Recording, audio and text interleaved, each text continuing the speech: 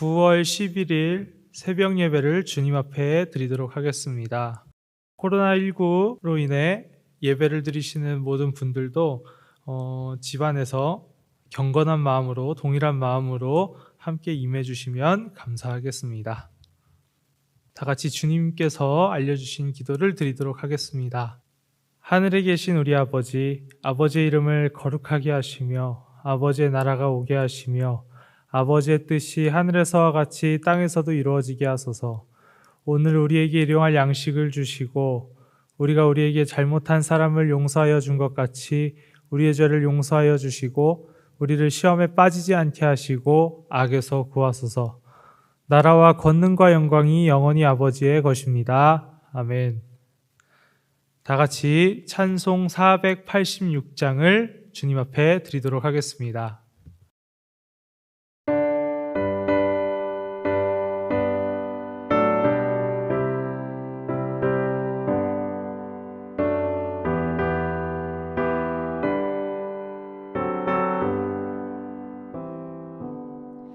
이 세상에 근심된 일이 많고 참 평안을 몰랐구나. 내 주 예수 나로라 부르시니 곧 평안히 쉬리로다. 주 예수의 구원의 은혜로다. 참 기쁘고 즐겁구나. 그 은혜를 영원히 누리겠네. 곧 평안히 쉬리로다. 이 세상에 공고한 일이 많고 참 쉬는 날 없었구나. 내 주 예수 날 사랑하시오니 곧 평안히 쉬리로다. 주 예수의 구원의 은혜로다. 참 기쁘고 즐겁구나. 그 은혜를 영원히 누리겠네. 곧 평안히 쉬리로다.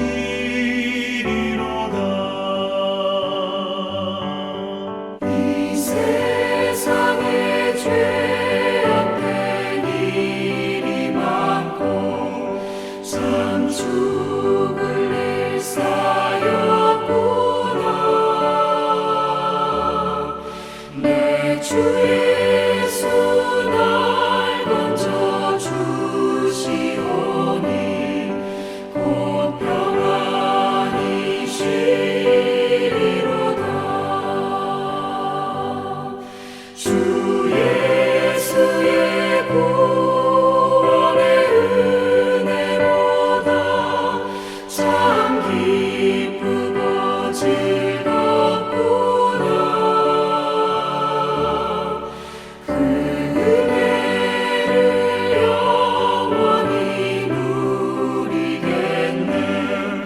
곧 평안히 쉬리로다.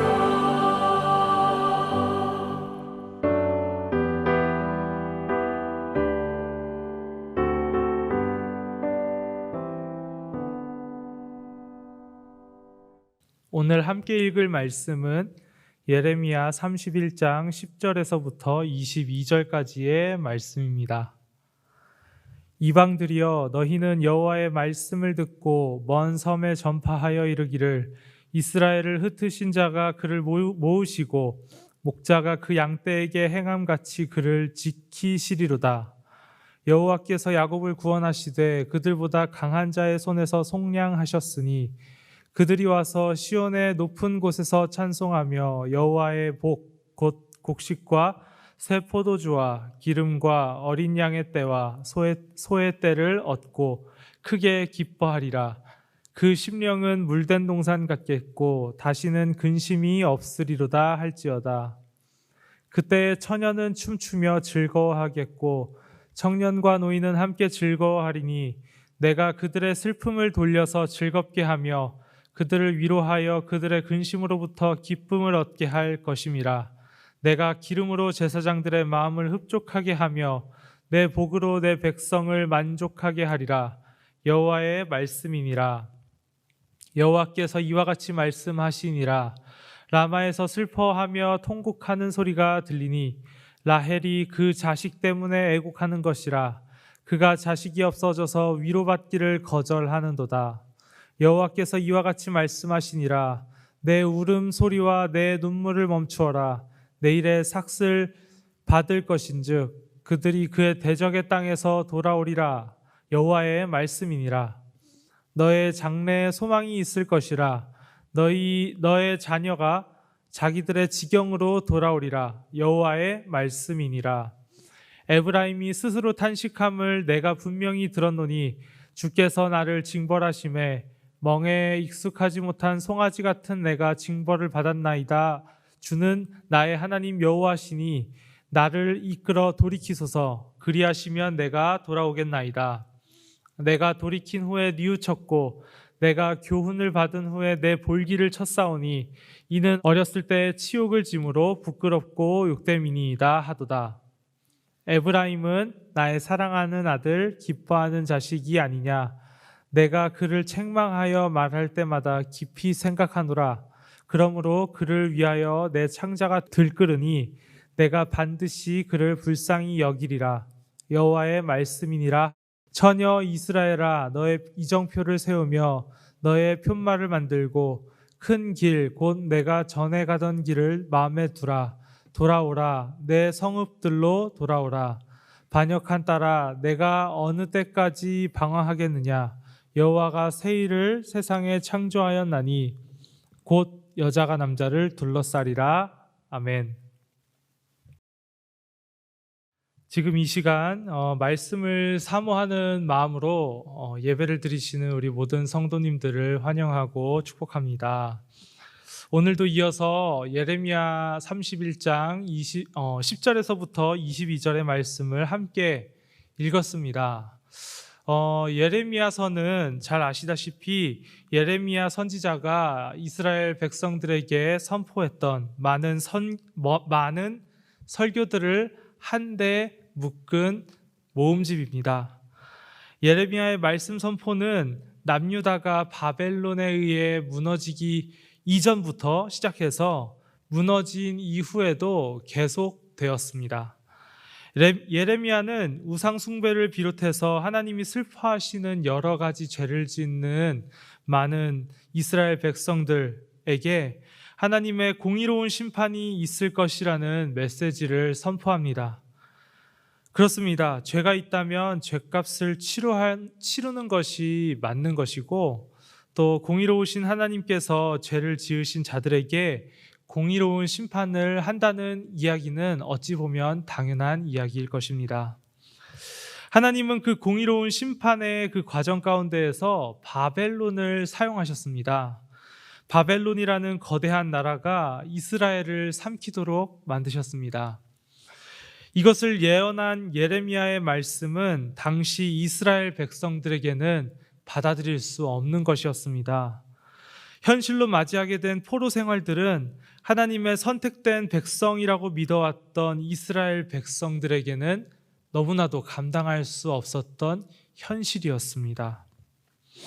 예언자 예레미야의 말씀 선포가 이렇게 저희가 잘 알다시피 하나님의 그 심판으로 이야기가 끝나버린다면 성경 예레미야서는 참으로 무서운 책이 아닐 수가 없겠습니다.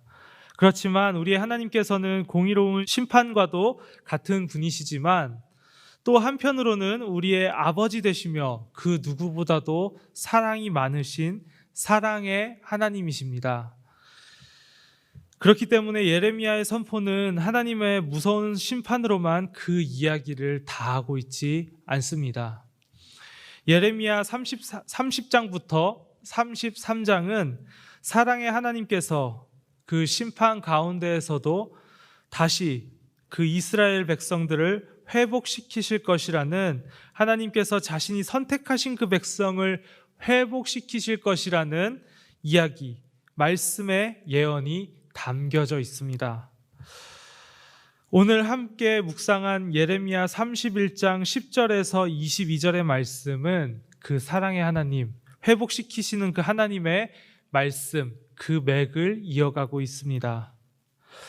오늘 10절에서부터 22절까지를 저희가 함께 보겠는데요. 총 4개의 맥락으로 크게 구분지어서 나누어서 생각해 볼 수 있습니다.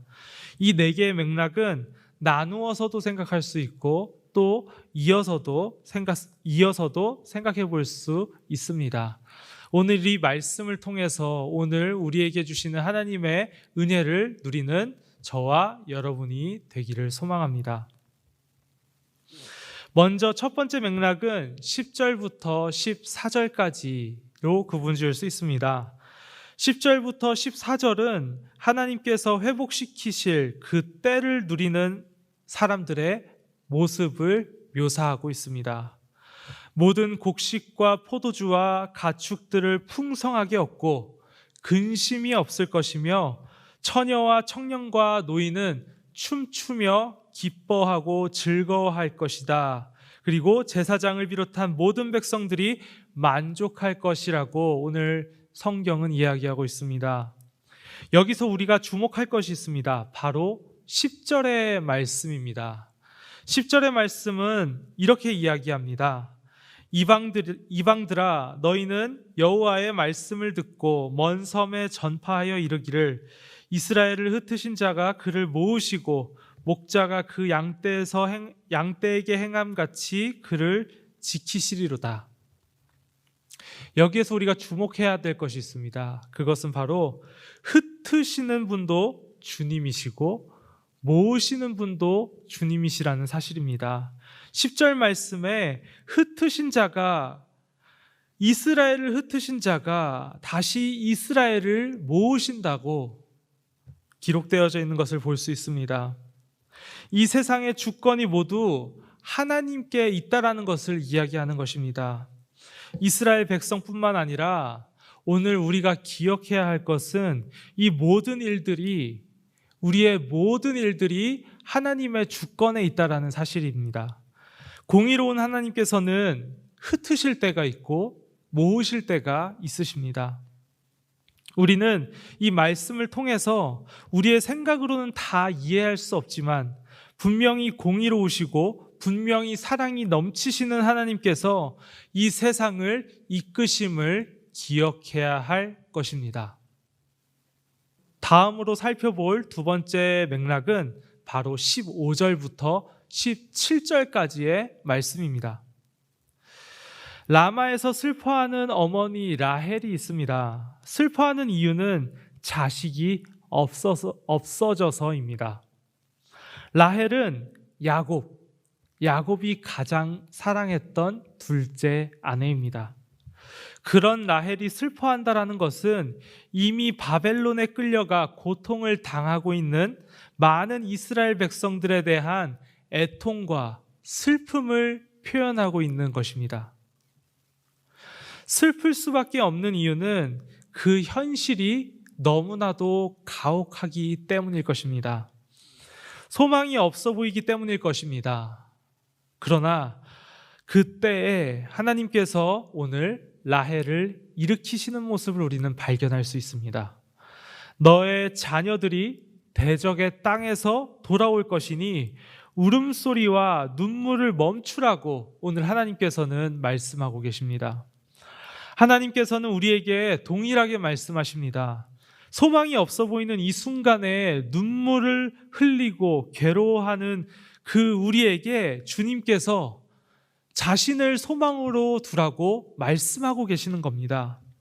우리가 겪는 고난과 고통, 괴로움들이 거기에서 멈추지 않는다라는 것을 오늘 하나님께서는 말씀하고 계십니다.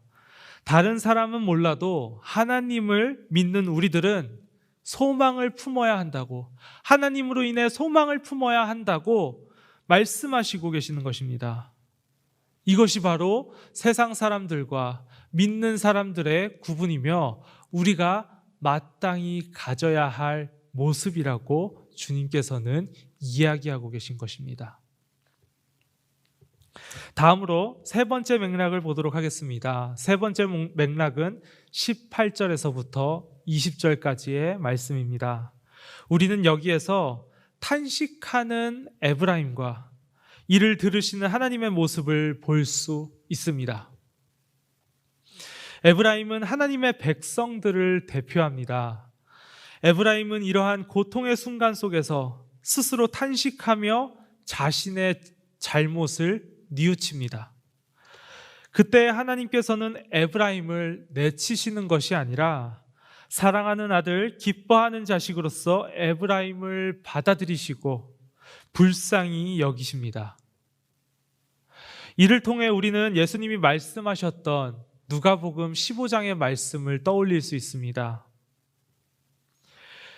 바로 탕자의 비유인데요. 그 탕자의 비유에서 우리는 우리를 사랑하신 하나님, 그 하나님이 우리가 죄를 뉘우치며 나아갔을 때 내치시는 분이 아니라는 사실, 그리고 다시 받아들여 주시는 분이라는 사실을 잘 알고 있습니다. 여기서 우리는 하나님의 백성, 우리 그리스도인들이 가져야 할 자세를 발견할 수 있습니다. 우리들이 가져야 할 모습은 바로 하나님 앞에서 우리 자신의 모습을 살피는 것입니다. 그 어떠한 상황 속에서도 하나님 앞에서 우리의 모습을 살펴보아야 합니다. 그 가운데에서 드러나는 죄가 있다면 뉘우칠 수 있어야 합니다. 그때 아버지 되시는 하나님께서는 더 엄한 징벌을 내리시는 것이 아니라 우리를 용서하고 품어주실 것입니다. 이제 마지막으로 네 번째 맥락을 살펴보겠습니다. 21절부터 22절까지의 말씀입니다. 제가 21절의 말씀을 읽도록 하겠습니다. 처녀 이스라엘아, 너의 이정표를 세우며 너의 푯말을 만들고 큰 길, 곧 내가 전에 가던 길을 마음에 두라. 돌아오라, 내 성읍들로 돌아오라. 하나님께서는 부탁하십니다. 이정표를 세워라. 푯말을 만들어라. 전에 가던 길을 마음에 두어라. 다시 돌아오라. 이 말씀에서 무엇이 느껴지십니까? 저는 애타게 기다리시는 하나님의 모습이 떠올랐습니다. 하나님께서는 자신의 백성들을 무관심하게 바라보시는 분이 아니십니다. 그리고 잘하나 못하나 지켜보시는 분도 아니십니다. 항상 기다리고 계시고 뉘우치기를 바라시며 다시 함께 사랑하기를 바라시는 모습으로 우리를 기다리고 계십니다. 다시금 우리가 하나님께로 향하는 그 이정표와 푯말을 세우고 하나님이 기뻐하시는 길로 걸어갔던 그 순간을 바라시면서 하나님께서는 지금도 애타게 그 길을 걸어가는 자신의 백성들을 기다리고 계신 것입니다. 이제 오늘 말씀 네 가지를 살펴보았는데요. 이 네 가지 맥락을 다시 한번 말씀드리면서 이제는 한 번에 이어서 이야기해보고자 합니다. 첫째, 모으시는 분도 흩으시는 분도 하나님이십니다. 우리의 하나님은 공의로우시며 사랑이 넘치시는 분이십니다. 하나님께서는 오늘도 여전히 그 공의롭고 사랑이 넘치시는 뜻으로 세상을 이끌어가고 계십니다. 그렇기 때문에 둘째, 우리는 그러한 하나님을 믿으며 소망을 하나님께 두어야 합니다. 우리가 겪는 고난에서 절대로 멈추는 것이 아니라는 사실을 기억해야 합니다. 우리의 하나님께서는 심판과 징벌, 고난과 고통에서 멈춰 계시는 분이 아니라는 사실을 반드시 기억해야 합니다. 더 나아가 하나님의 선하신 뜻대로 우리를 주님께서는 이끌고 계신다는 사실을 기억해야 합니다. 세상 사람들은 지금 자신에게 일어난 일들로 일희일비하지만 하나님을 믿는 사람들은 사랑이 넘치고 공의로우신 하나님, 그 아버지를 소망으로 두고 살아가야 합니다. 더불어서 셋째, 하나님의 백성들은 세상을 바라볼 때에도, 자기 스스로를 바라볼 때에도 하나님 앞에서 바라보아야 합니다. 하나님의 관점으로 바라보아야 할 것입니다. 하나님이 보시기에 그릇된 모습이 있다면 뉘우치고 회개하는 모습을 가져야 할 것입니다. 그리고 마지막으로 넷째, 오늘도 주님은 자신의 뜻대로 살아가는, 주님의 뜻대로 살아가는 그 백성 한 사람 한 사람을 애타게 찾고 기다리고 계십니다. 이 세상을 이끌어 가시는 하나님을 신뢰하고 소망하며 하나님 앞에서 올바르게 살아가는 사람, 하나님의 말씀으로 이정표를 세우고 하나님의 뜻대로 그 길을 걸어가는 사람을 찾고 계신 것입니다. 사랑하는 성도 여러분, 저와 여러분이 하나님이 애타게 찾으시는 그러한 사람이 되기를 소망합니다. 힘들고 어려운 상황 속에서도 주님을 소망으로 두고 주님과 함께 동행하며 살기를 원하는 우리가 되기를 간절히 바랍니다. 오늘 하루도 승리하시는 우리 번동제일교회 가족 여러분이 되시기를 바라겠습니다. 기도하겠습니다. 사랑해 주님 감사합니다. 오늘 이 시간 새벽에도 주님의 말씀을 사모하는 마음으로 예배 자리에 서게 해주심에 감사드립니다. 주님, 오늘 저희가 예레미야 31장 10절에서부터 22절의 말씀을 묵상하며 바라보았습니다. 주님이 바라시는 그 백성의 모습으로 살아갈 수 있게 하여 주시옵소서. 주님, 공의로우시며 사랑이 많으신 주님께서 이 세상을 이끌어 가신다는 것을 기억하고 주님께 소망을 두며 주님 앞에서 겸손히 나 자신과 세상을 바라보며 주님이 뜻하신 대로 살아갈 수 있는 저희가 될 수 있게 하여 주시옵소서. 주님, 이 혼탁한 세상 속에서 세상의 그 모습을 따라가는 것이 아니라 주님의 모습을 주님의 자녀로서 주님의 백성으로서 따라 살아갈 수 있는 저희가 될 수 있게 하여 주시옵소서. 이 모든 말씀 예수 그리스도의 이름으로 기도하옵나이다. 아멘. 이제 여러 가지 기도 제목들과 개인이 가지고 있는 기도 제목들을 가지고 주님 앞에 기도드리는 시간을 갖도록 하겠습니다. 다 같이 주여 3번 외치시고 함께 기도하도록 하겠습니다. 주여, 주여, 주여.